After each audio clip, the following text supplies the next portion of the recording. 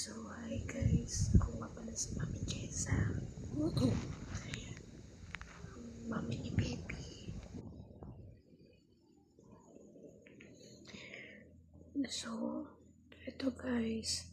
Bali, na-diagnose si Baby ng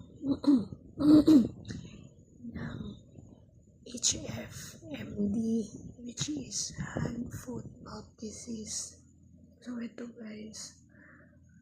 Bali pang 2 days niya na sobrang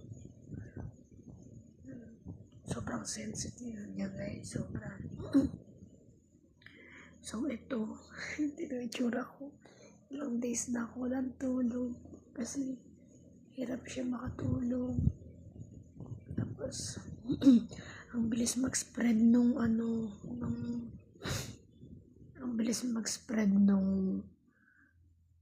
rashes niya, sobrang bilis mag-spread ng disease. Nagmula siya dun sa may puwet, sa puwet niya hanggang buong binti. Siguro nung first day parang nag-dry lang yung puwet niya. Inaplayan ko siya ng trampoline.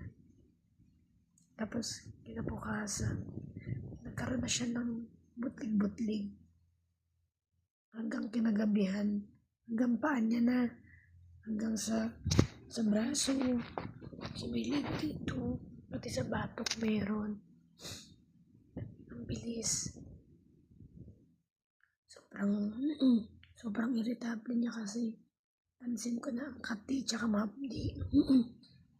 Kaya bawat kipot niya umiiyak. So ito guys, nakatulog niya lang.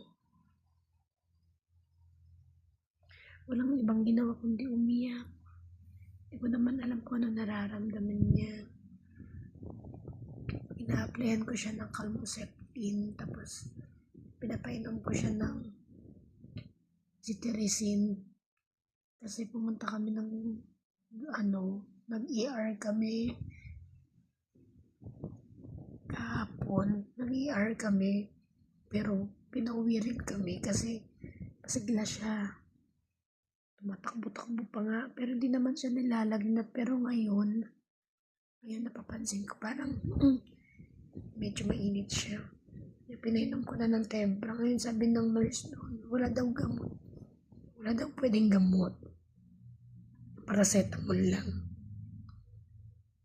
Pag nilagnat lang siya pa iinumin.